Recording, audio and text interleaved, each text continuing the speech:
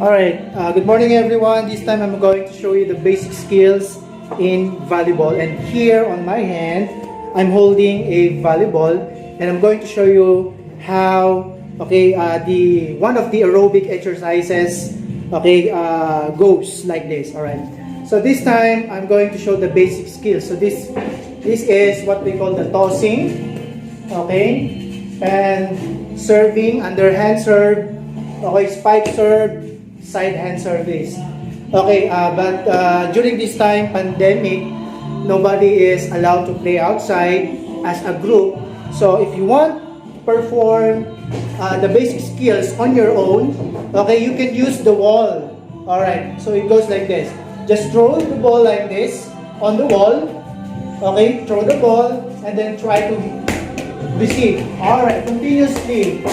So this one is what they call aerobic exercise. Alright, it requires oxygen. That's why we call it aerobic. Alright, so once again, just throw the ball on the wall and then receive the ball.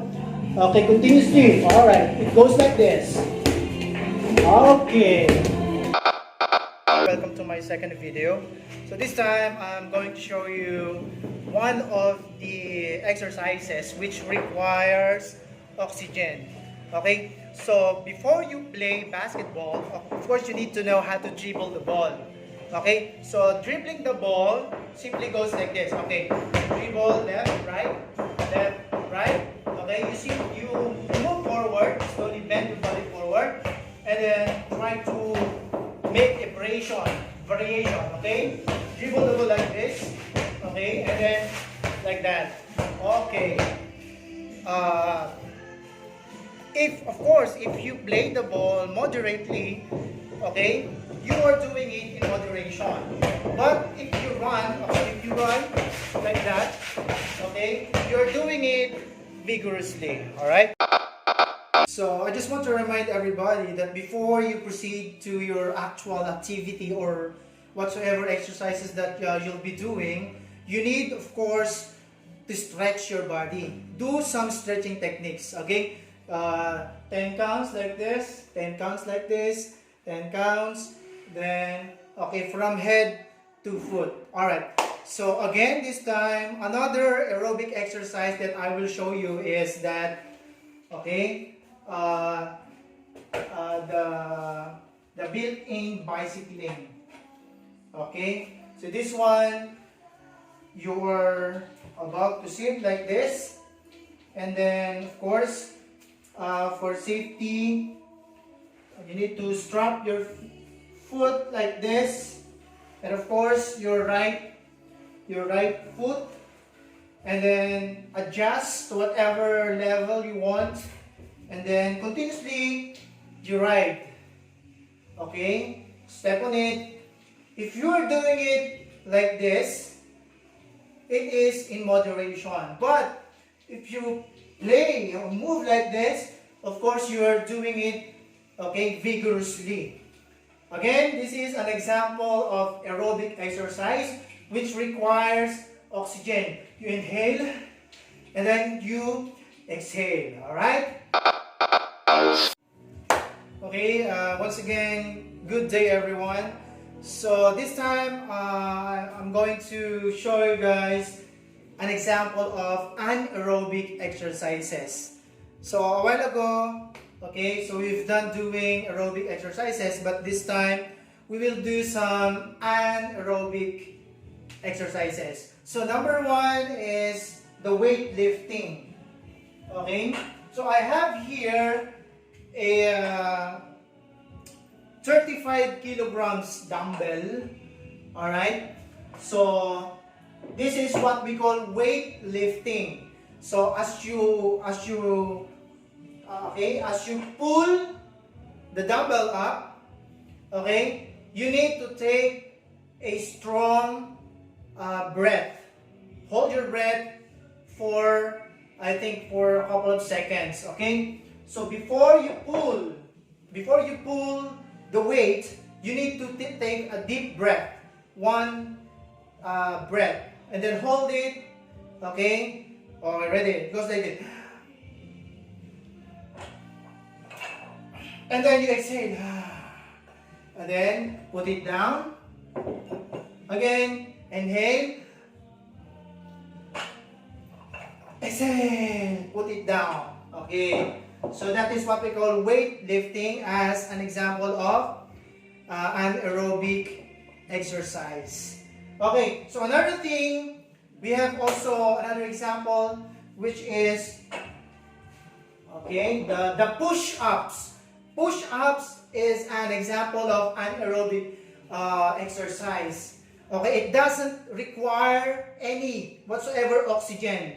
Okay, just simply hold your breath and do the push-ups. It goes like this. So I will show you the proper push-ups. All right.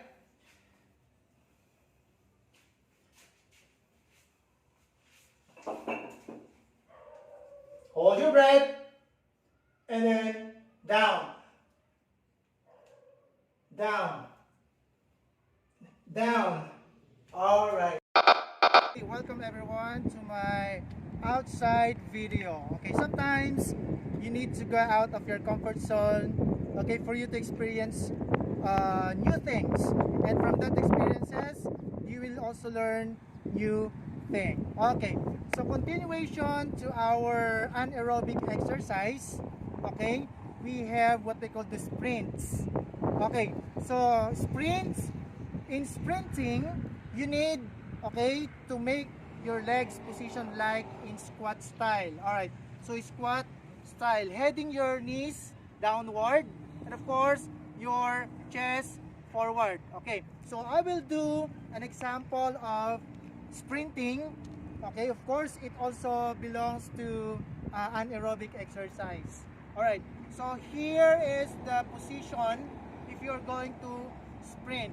Of course, if you are to sprint in a short distance, you're doing it in moderation. But if you're going to sprint, okay, for a long distance, which requires your cardio, okay, you're doing it in a vigorous activity or style. All right. So in sprinting, squat position, knees heading downward, okay, and then chest facing forward. Okay, ready and go.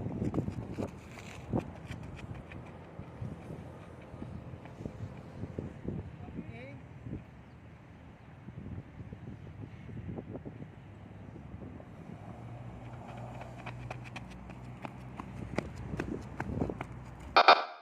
Okay, moving on to our video. So for that, I just want to make an advice. Okay, if you are about to go outside your comfort zone, you need, okay, to carefully attend to your children. Okay, watch your children all the time, especially during water activities. Okay, because later we will do some water activities. All right, so this time we have the last example of aerobic. Okay, so the last example of aerobic is jogging. Okay, so jogging requires, okay, cardio. Okay, your continuous use of oxygen. Okay, that is jogging. Okay, if you jog like this, then, okay, jog in place, then you are doing it in moderation. Okay, so if you jog like this, okay, you're doing it in moderation. But if you jog continuously for a couple of hours, okay, for example, I will make a jog, okay, and then return, so I'm doing it in vigorous style. Okay, example.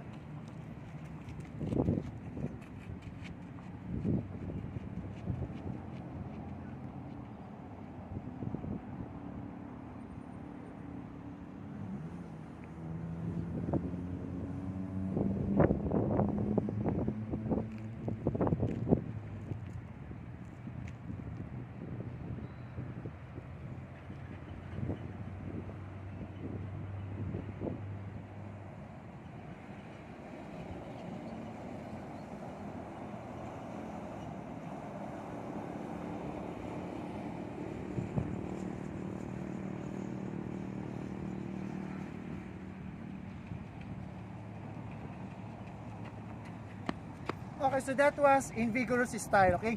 So I cannot able to speak as clearly as possible, so because I've done it in vigorous style. This time, I'm going to, okay, give you an example again for the final round, an example of anaerobic exercise, which is swimming, okay?